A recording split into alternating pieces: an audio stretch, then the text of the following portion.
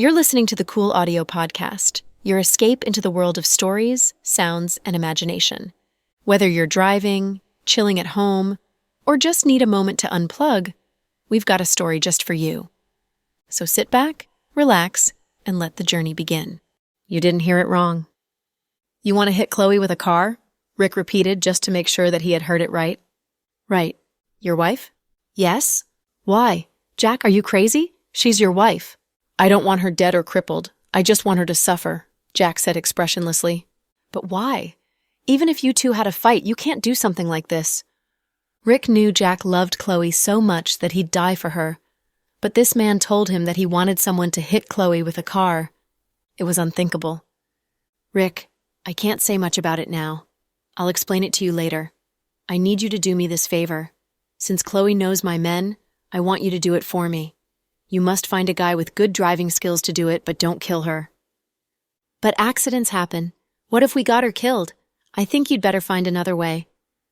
Don't worry, she won't die. I just want her to suffer. But Rick didn't dare to agree, thinking the request was very weird.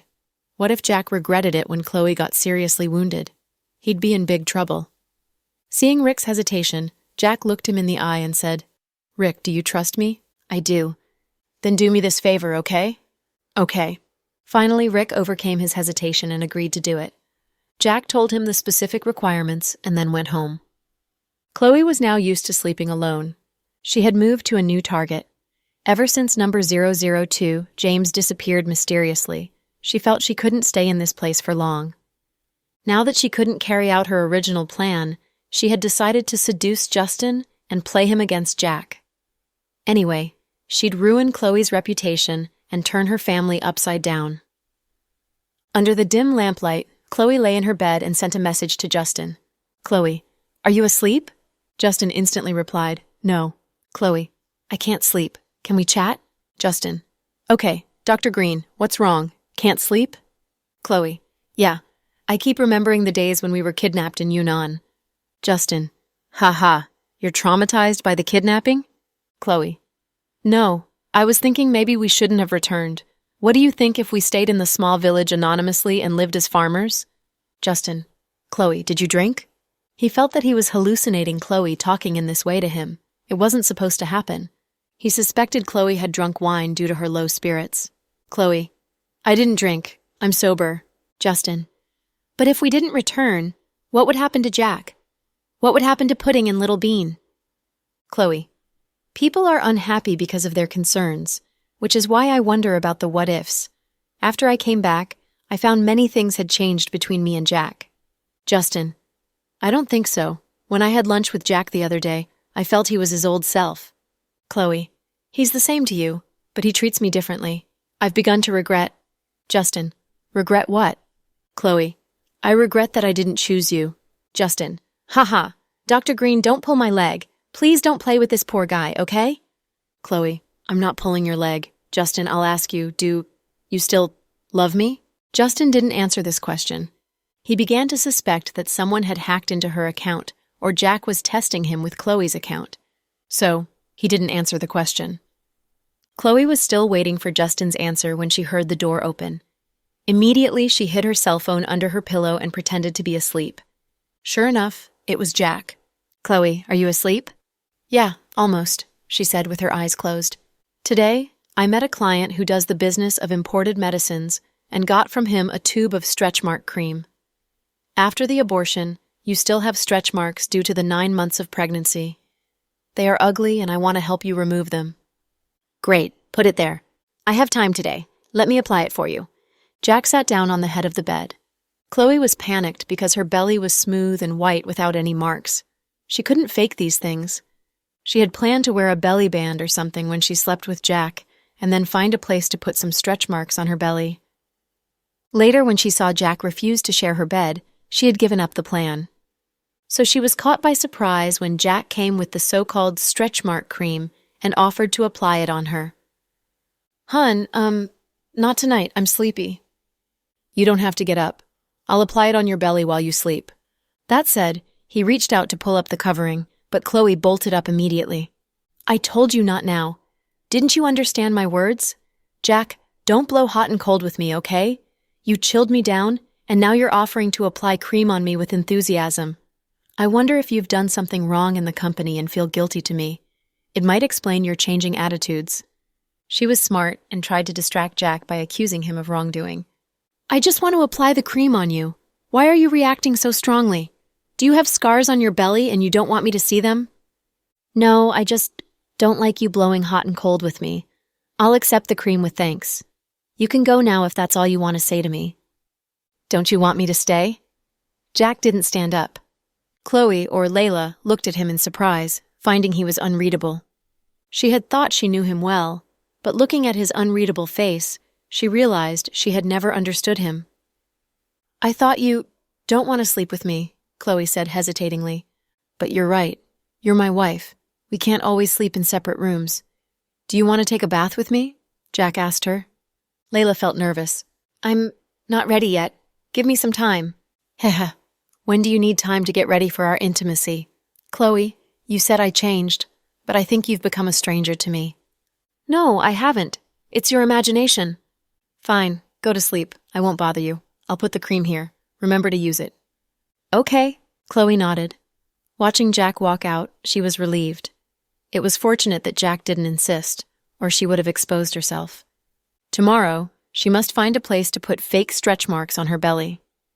After sleeping with Jack, she'd complete her mission and could go back. Jack walked out of the room with a meaningful smile on his lips. Tomorrow he'd take revenge for Pudding. This woman would get a surprise. Layla had never dreamed that someone would try to kill her. After all, she was pretending to be Chloe, the princess and fairy cherished by Jack, loved by Justin, and protected by her friends. But still, someone tried to kill her. Lately, she went out almost every day. This morning, she planned to go to a hospital and see if someone could make false stretch marks on her belly so she could fool Jack. The cross near the first hospital had lots of cars and people. She was crossing the street during the green light when a race car shot toward her. The car was so fast that she was a bit stunned. In fact, with Layla's abilities, she could even dodge a bomb, not to mention the car. But she was at a crosswalk with many witnesses and cameras. If she did something that no human could do, she'd expose her identity. She'd have difficulty explaining her supernatural abilities. But she couldn't let the car kill her either. So she could only respond with an ordinary human's abilities, and the result was that she was run over by the race car. Instantly, stinging pain spread all over her body. Then, an ambulance and police came and delivered her to the first hospital. When Jack arrived, she had just been pushed out of the emergency room. In front of her, Jack pretended to look anxious. Doctor, how is my wife? Don't worry. President Dawson, the vice director is not seriously wounded, but it's painful to have 3 ribs broken. She needs to stay in the hospital for some days.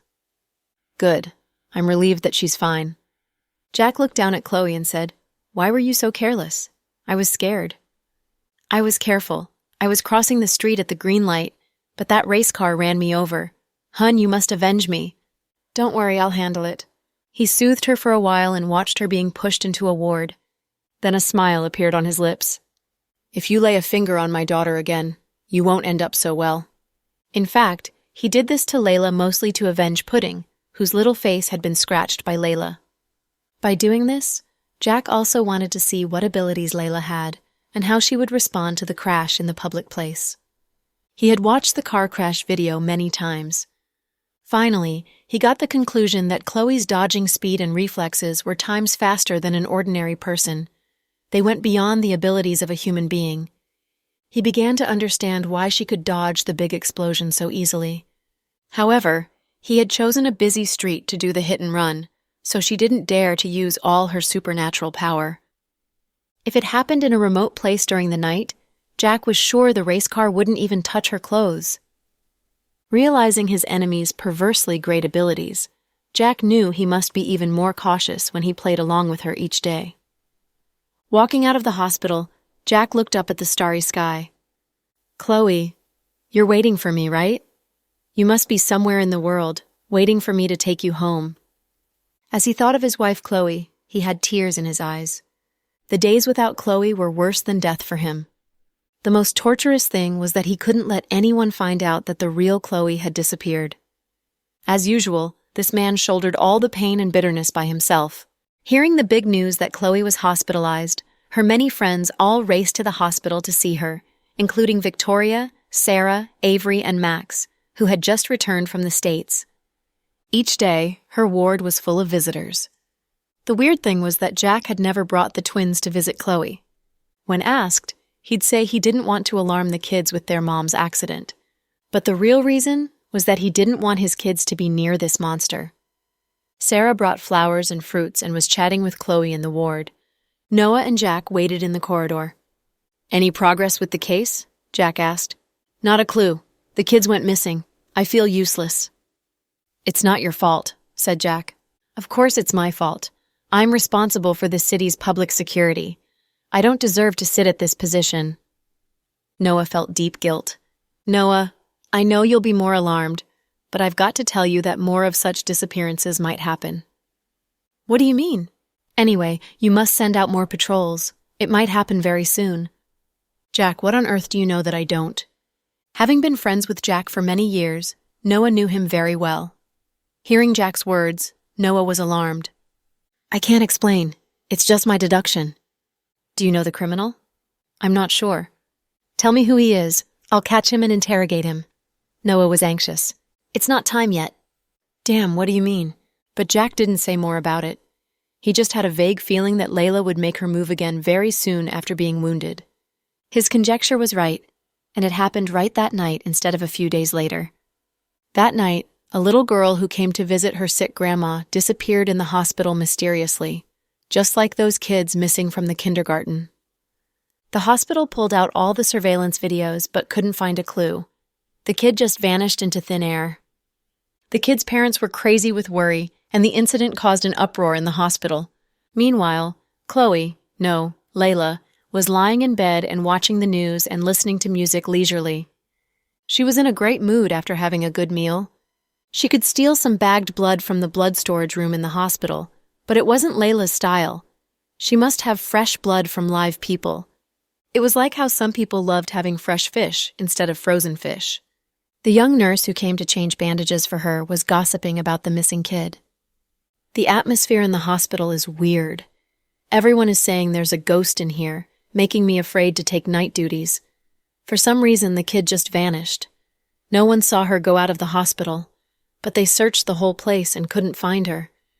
This is really creepy." "Do you believe there are ghosts in the world?" Chloe asked the young nurse with a smile. "Haha, Vice Director, you're joking. We study medicine, so of course we don't believe in ghosts. I'm not afraid of ghosts, but the creepy thing alarmed everyone." Chloe smiled but didn't say anything. "Huh? Vice Director, do you smell something?" "No, what smell?" Chloe was expressionless. "I seem to smell blood.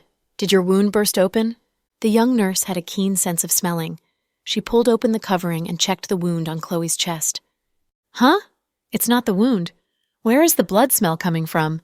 the young nurse murmured to herself. "Really? I don't smell it. You might be mistaken." Chloe smiled.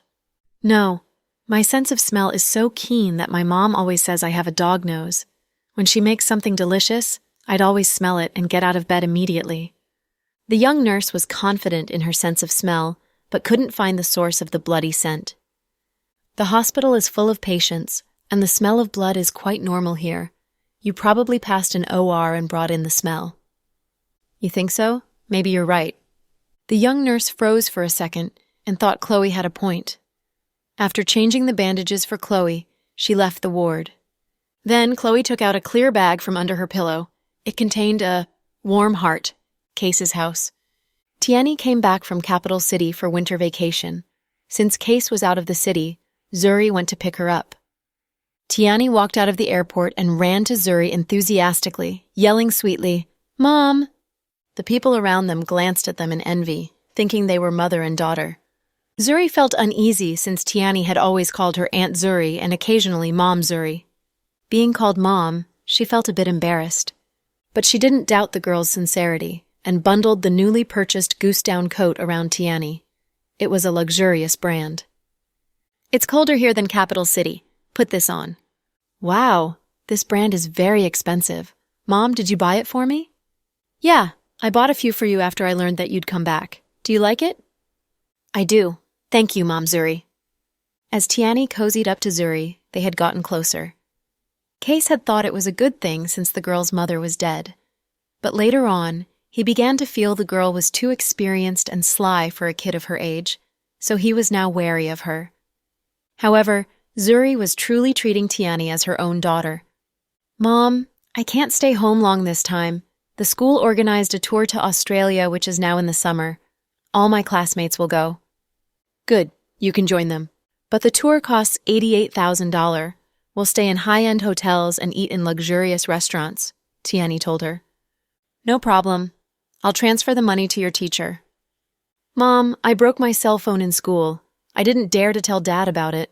Can you buy me a new phone? You can deduct the cost from my living expenses. Child, how can I take money from your living expenses? It's just a cell phone. I'll give you one. Zuri drove to a shop selling luxurious cell phones and bought one of the most trendy cell phones for the kid for over $8,000. Delighted, Tiani kept saying sweet words to Zuri. Mom, Zuri, when I missed home, I'd always look at your and Dad's pictures. I showed your pictures to my classmates, and they all said you're pretty. They also said we look alike. Indeed? Zuri smiled. Mom, Zuri, after you. Give birth to a baby brother. Will you still like me? Tiani asked suddenly. Surprised by this question, Zuri froze for a second and then said with a smile, Of course I will. I will like both of you. I know you're kind-hearted and will be good to me for life, Mom. I'm so happy. I feel lucky to have you, Mom Zuri. Tiani didn't sound like a kid, but Zuri thought her words were sincere and felt happy about it. After taking Tiani home, she got busy with helping her unpack, changing into new clothes, and even combing her hair for her. As she was busy helping the housemaid make dumplings for the kid in the kitchen, Tiani took out her new cell phone and pulled out Kenneth's Snap account name from Zuri's cell phone. She added him but was rejected. Resigned, Tiani wrote, I'm Tiani. A cool and arrogant kid, Kenneth replied, Which Tiani? I don't know you. I'm Mommy Zuri's daughter. Smartly, she used Zuri's name since Zuri was Kenneth's auntie. Kenneth was having pizza in a restaurant with Pudding, Little Bean, and Ethan. After visiting Chloe, their parents went to have lunch together, and Victoria drove to the twins' home and brought them out for lunch too. My auntie's daughter? Kenneth mumbled. I know. She's Brenny's daughter, right? Little Bean gossiped. Right. Her name seems to be Tiani or something, said Ethan. Uninterested in the topic, Pudding didn't look up from her fried chicken. She is trying to add me on Snap, glancing at Pudding, Kenneth said. Ha, maybe she likes you. Little Bean chuckled. Nonsense. Since my auntie is raising her, she's kind of my relative. Pudding was still silent. Then add her. Let's see what she's up to. Ethan shrugged. After a moment of consideration, Kenneth pressed the button of Verified and added Tiani. Tiani. Kenneth, has your school ended for the term? Kenneth. Yeah. Tiani. Do you want to go with me to Australia for vacation? Tiani. Our school is organizing a great tour. We'll be free without parents with us. It costs only a bit over $80,000. I'm sure your parents will pay for it. Kenneth. Not interested. Tiani. Where do you want to go? I can go with you. Kenneth. Are you my friend? Tiani. I heard about you from Mom Zuri long ago. You're part of my family. I heard you're friends with Pudding and Little Bean. I'm their friend too. Kenneth glanced at the twins. She said she's friends with you guys? Little Bean answered immediately. She was. But later she sold us out and got us kidnapped. She's no longer our friend. Pudding was still silent as if she didn't want to talk about this topic. Kenneth didn't reply to Tiani, but the girl sent him a selfie. The angle was perfect, showing her pretty face which looked like Brenny's. Living a luxurious life, she looked like a princess dressed in high-brand clothes. Kenneth glanced at it but didn't reply. Tiani sent him another message. Kenneth, do you think I'm fatter or thinner than before? Seeing this message, Ethan read it out loud. Little Bean looked at them with a sly grin on her face. Finally, Pudding raised her head and looked at Kenneth. Mr. Blake, you're quite popular lately. Are you going to enter show business? Ha, sis, you're a genius. You either don't speak or stun the whole world with one sentence. Little Bean burst into laughter. Ethan watched the drama with a smirk, too. The adults sitting around them looked surprised at their strange expressions. "Can I say you wronged me? I did nothing." Kenneth looked innocent. Pudding didn't reply. She lowered her head to her cell phone. After lunch, Pudding and Little Bean walked out of the restaurant with Jack. Kenneth ran after them with a lollipop. "Take it, Pudding." "I don't want it. Are you still angry at me?" "Why should I be angry?" "Then I'll delete her." Before Pudding could reply, he took out his cell phone and deleted Tiani in front of Pudding. Pudding didn't say it, but felt satisfied inside. The other 3 kids didn't know about the truth about Tiani, but Pudding did, long ago. Chloe had once talked with Jack about the daughter that Brenny had left behind. Pudding remembered her parents didn't have a good impression of Tiani. That girl called another woman Mom right after her own mother died, which showed how sly and scheming she was. The girl even changed her family name and called Quesadad and Zuri Mom. This change of attitude showed she wasn't an ordinary kid. Ever after that, Pudding had disliked Tiani and had no interaction with her after the latter went to school in Capital City. God knew why Tiani suddenly wanted to add Kenneth on Snap. But Kenneth had shown his loyalty by deleting Tiani's WeChat in front of Pudding. "This is for you." When Kenneth offered her the lollipop again, Pudding didn't refuse. She thanked him and left the restaurant with her daddy.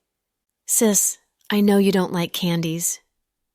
In the car, Little Bean looked at the lollipop greedily. "So? If you don't eat it now and take it home, it will go to waste. Our house is very warm, and the lollipop will melt. What a shame it is. I saw Kenneth paid for it. It's said to be handmade and costs $128. "So?" Pudding said calmly. "So if you don't eat it, it will be wasted. You can give it to me." "Don't even think of it. Stay away from me."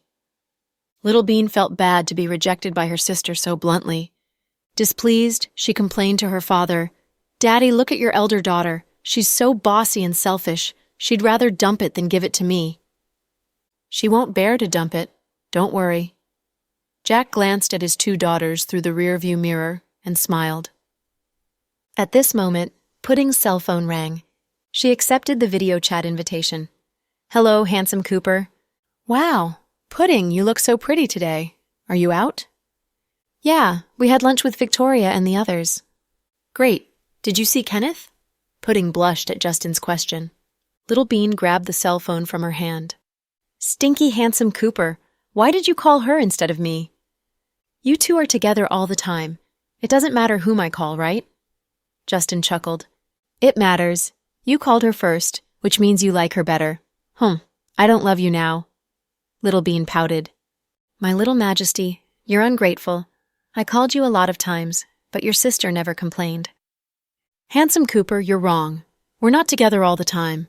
We go to the washroom separately," Little Bean retorted. "Fine. You win, Your Majesty." Justin was exasperated. "Handsome Cooper, have you eaten?" Pudding leaned over and asked in concern. "I'm eating in the cafeteria after working overtime in the company." "Haha. Do you have chicken legs?" Little Bean asked curiously. "Turkey legs. Do you want to try one?" "Haha, no. Turkey legs suck." The twins chatted casually with Justin. "Are you going to have winter vacation soon?" Justin asked them. "Yeah, we'll have the final exam in 3 days. The winter vacation will begin in about 1 week." "Okay, very good. I'll have them book plane tickets then." "Plane tickets?" Little Bean was puzzled. "To the Disneyland in Tokyo. Do you want to go?" Justin chuckled slyly. Yes. Yes. The sisters answered at the same time. Obviously, they had been looking forward to the trip. "Good. I'll book the tickets in 1 week.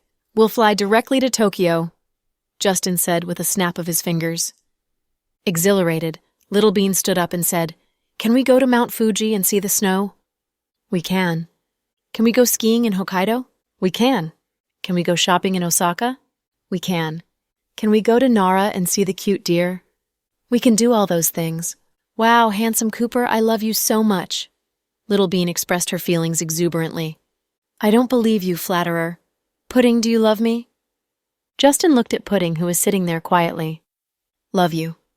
Pudding smiled shyly. Jack was jealous. "How about Daddy?" "I love handsome Cooper, but I love Daddy even more." Little Bean immediately changed her words. Pudding just stood up, threw her arms around her daddy's neck, and kissed his handsome cheek. "Hey, Dina, you're very good. You outdid me instantly. No, old Dawson, I must kiss you too. You're so handsome. If I don't kiss you, it's a loss for me." Handing the cell phone to her sister, Little Bean held her daddy and kissed his cheek too, leaving saliva on his face. But her clean freak daddy didn't even wipe it off. He just grinned happily. Obviously, the two girls were closer to their daddy. Due to their special connection with their mother, the two kids were distant from the imposter, even though they didn't know her true identity. After being scratched, Pudding looked at her mom as if the latter was a monster. Jack was less worried after getting Chloe into the hospital. The woman couldn't go home and stay with his kids and parents now. After ending the video chat, Justin immediately instructed his secretary, "Book 3 first-class air tickets to Tokyo and the best room in the best hotel in the city. Book 3 tickets to Disneyland, too." "Yes, President Cooper." After making the arrangements, Justin felt it was necessary to tell Chloe about the trip, so he sent her a snap message. He had visited her in the hospital during the day, but with a lot of people around them, he didn't talk much with her. Then he left to handle business in his company. He glanced at his watch and saw it was only 7 p.m. Justin: "Chloe, are you asleep?"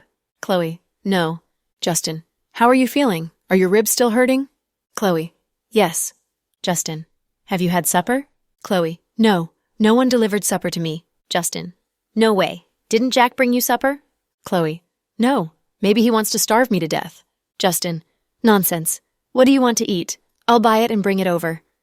Chloe: "Justin, don't be so good to me. I'm afraid I'll fall in love with you." Justin: "Ahem. Don't pull my leg. Dr. Green, my heart is weak and I can't take a fright." Chloe: "Come eat supper with me. I want crystal shrimp dumplings and pumpkin congee."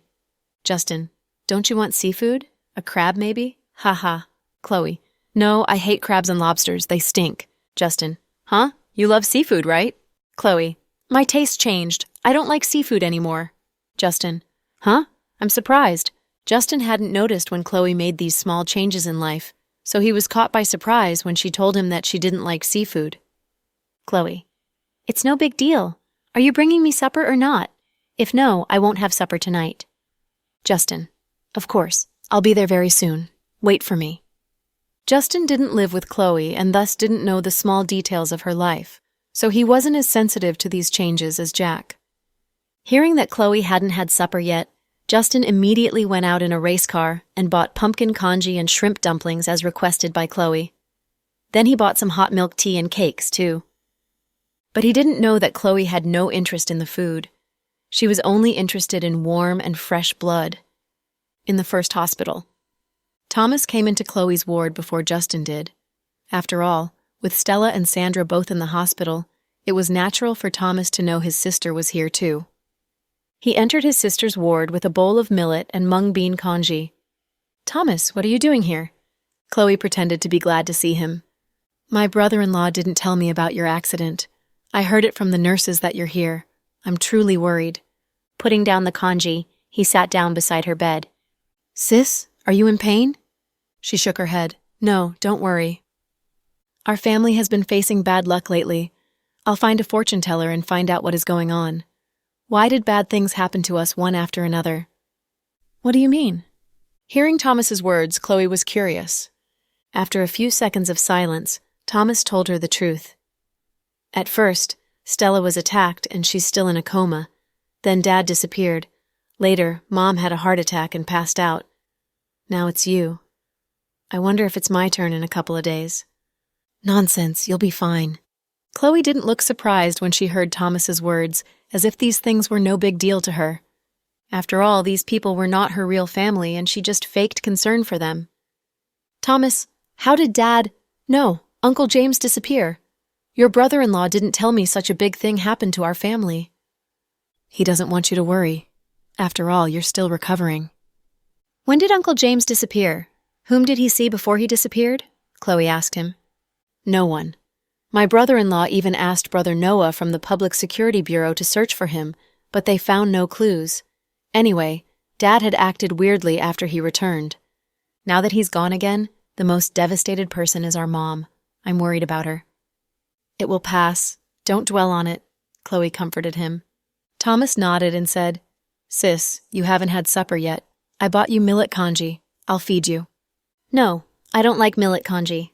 But you used to tell us that liquid food is the best food for sick people, and the best liquid food is millet and mung bean congee. It removes toxins from the body." Thomas looked at his sister in confusion. Before Chloe could reply, the door was pushed open. They looked at the door and saw Justin walking in with a bag of food. "Brother Justin." Thomas stood up immediately and greeted Justin. "Thomas, you're here too." "Yeah, I came to see my sister." "Great. I bought lots of food. Let's eat together." Justin was happy to see him and thought the more, the merrier. Thomas had been busy taking care of his mother and his wife and hadn't had time to eat supper yet. He was about to agree when Chloe interrupted. "Thomas can't join us. He needs to take care of our mom." Thomas immediately understood her meaning. "Yeah, Brother Justin, I'll go and take care of our mom. You guys go ahead and eat." Thomas licked his lips in embarrassment, wondering why his sister was trying to drive him out. In fact, he wanted to stay and have the meal with them. Surprised, Justin handed a meal box to Thomas. "I bought extra. You take some back to eat later." "Okay, thank you, Brother Justin." Taking the food, Thomas walked out of the ward. As Justin took out food boxes from the bag, Chloe or Layla looked him up and down and found he was no less attractive than Jack. Instead, he was more accessible. He was a bit less handsome than Jack. Otherwise, he was perfect. Now that Jack was giving her cold shoulder, she turned her eyes toward Justin. She'd gained 3 benefits from seducing Justin. The first one was that she got to sleep with him. The second was that she'd set Justin and Jack against each other. The third was she'd ruin Chloe's reputation by sleeping with Justin while she was still married to Jack. Justin was oblivious of her scheme and thought she was only low in spirits and had a minor problem with Jack.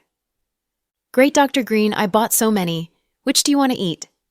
"Pumpkin congee." Chloe pointed at the congee.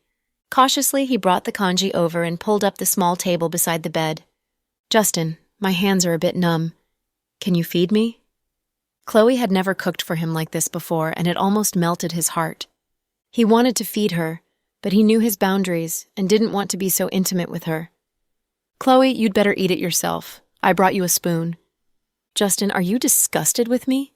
Chloe looked sulky. "What are you talking about? When was I disgusted with you? Come on, Dr. Green. Then why won't you feed me?" "It's too intimate.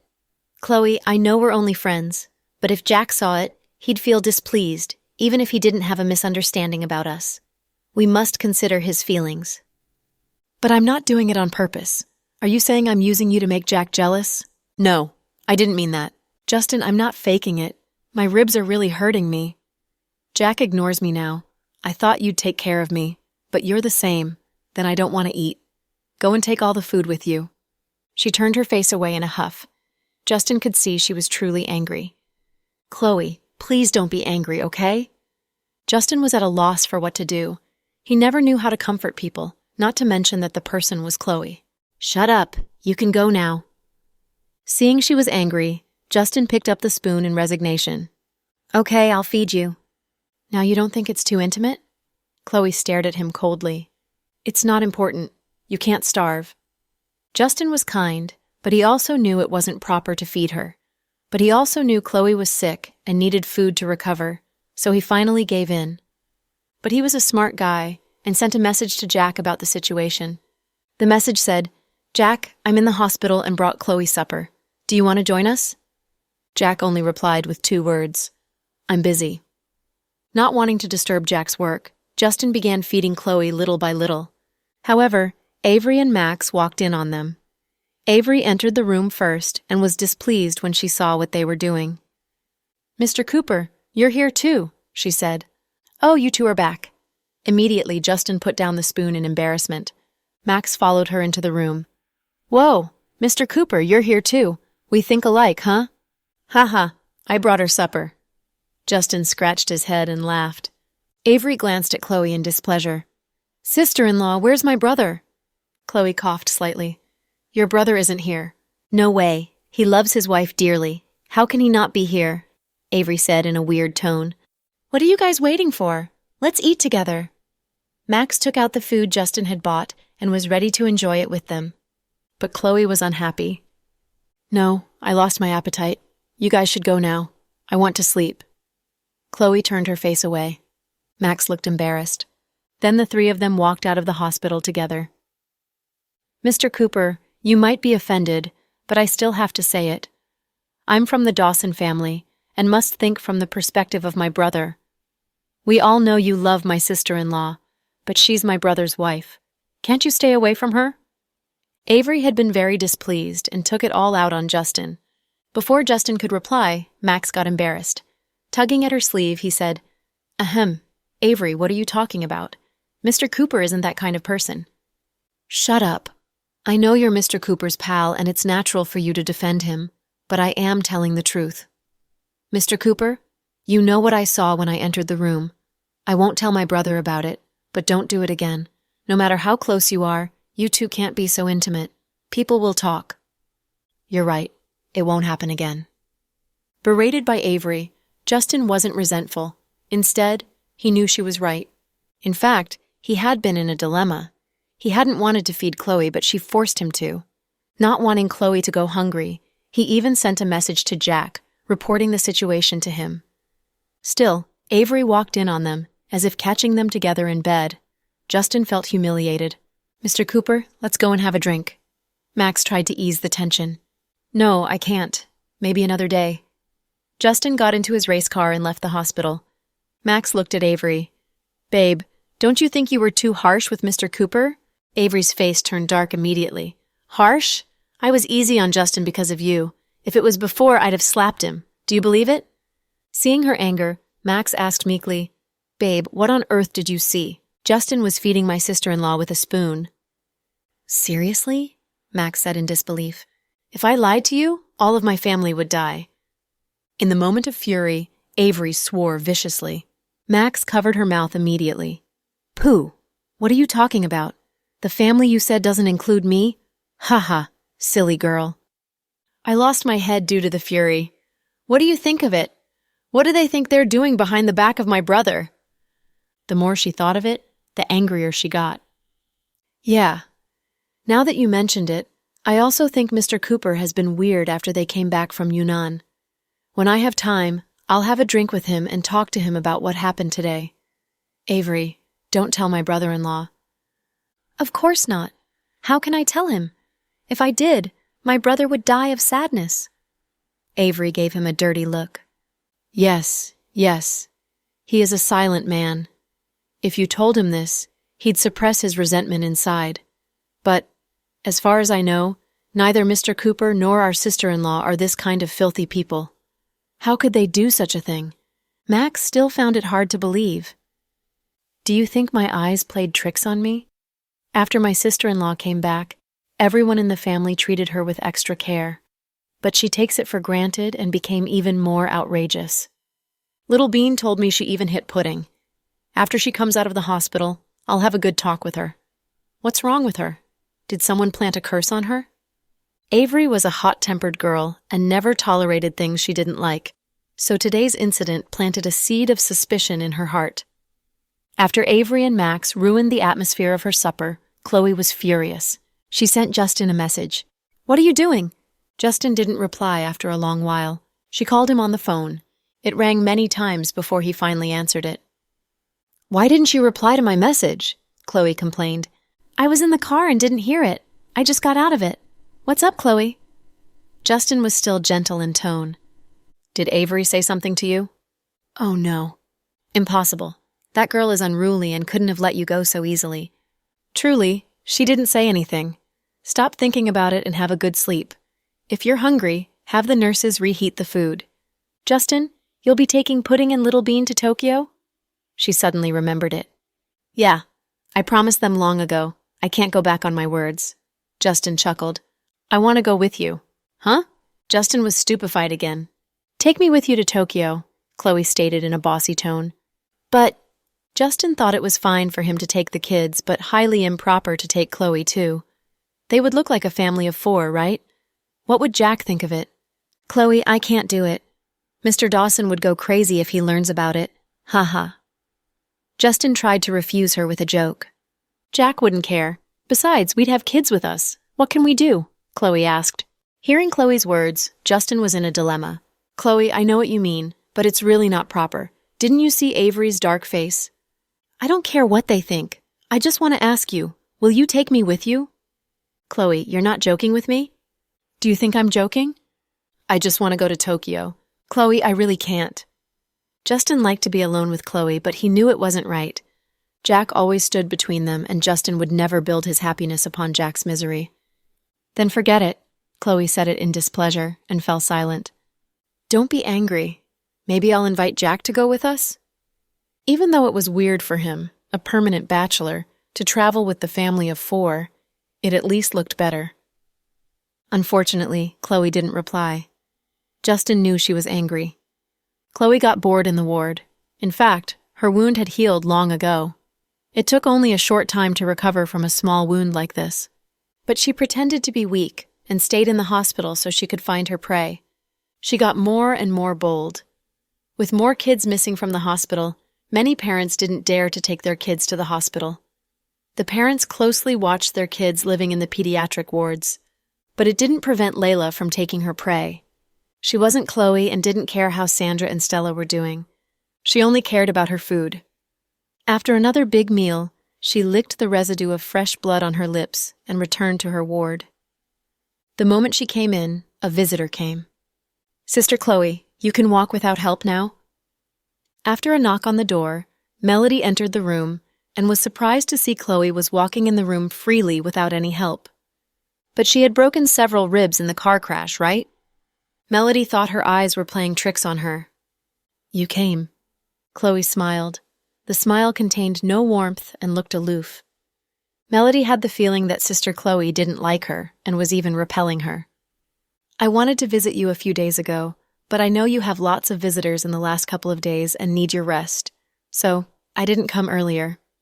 Melody put the lilies and fruits she had bought for Chloe onto the table. Oh, thank you. With her head lowered to the cell phone, Chloe said abstractedly. Melody was a bit embarrassed. Sister Chloe, can you walk around now? She remembered how well Chloe had walked in the room. Oh, I've recovered a lot. Besides a little pain in the ribs, I can move without help, Chloe explained. Good, I'm glad to see you've recovered. Did President Cooper come? You mean Justin? Yes. He did.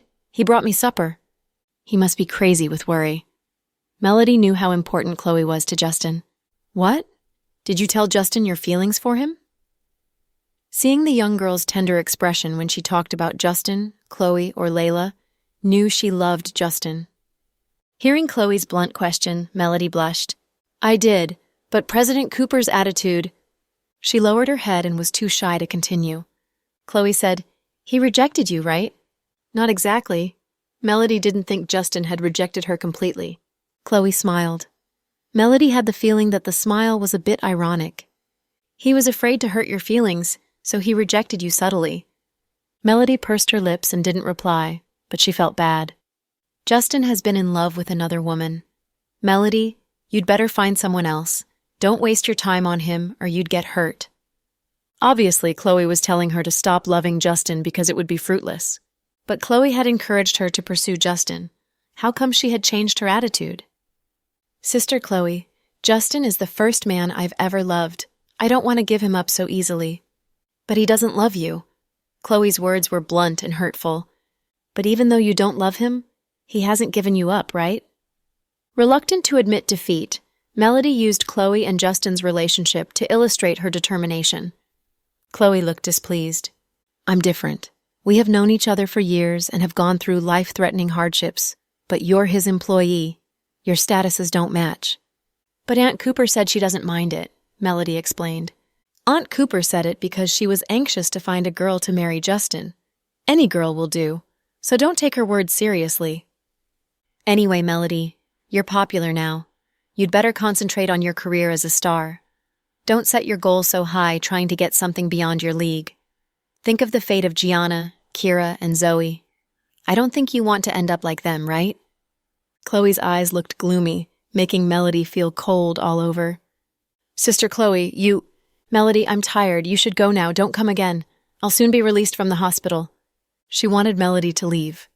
Fine. I'll leave now. Sister Chloe, have some good rest. Hum. Melody left with a heavy heart. Self-centered batch. This idiot has the nerve to love Justin. She wants nothing but his money and social status. Master is right. The men and women in the world just take what they want in the disguise of so-called love. Disgusting. In Case's house. Case wasn't home yet, and Zuri was watching a show on TV with Tiani. Tiani peeled a sweet orange and brought a piece to Zuri's lips. Mom, Zuri, eat one piece. It's super sweet. Okay, thank you, dear. After spending 2 days with the girl, Zuri truly liked her. Coming back from her school in Capital City, Tiani was much more thoughtful and sweet-talking than before. She kept calling Zuri Mom Zuri. No one would bear to hit a smiling face. With Tiani working so hard to gain her favor, Zuri had no reason to dislike her. Mom Zuri, when will Dad come home? I miss him. Zuri glanced at her watch and said, He'll be home soon. I just sent a message to him, and he said he had come down the highway and will be home in less than 20 minutes. Awesome. Tiani smiled. Then she thought of something and said, Mom Zuri, Kenneth is very close to Aunt Chloe's 2 daughters, right? Zuri nodded. Yeah, they grew up together and spend time together almost every week. Their families are very close, and Kenneth likes pudding very much. Does pudding like Kenneth? I think so. They are close anyway. Heh, I'm happy for Kenneth. Today I added him on since he is Uncle Brenton's son, but for some reason he deleted me. Tiani looked sulky. Maybe he didn't know who you were. He did. I told him. Maybe he doesn't like me. Tiani looked wronged. That's impossible. The kid is very close to me. You're my child and he won't dislike you. It's fine. Mom Zuri, I only wanted to find a friend to play with during the vacation. Since Kenneth is my relative, I want to be his friend. But it doesn't matter if he dislikes me. The more innocent she described herself, the worse Zuri felt.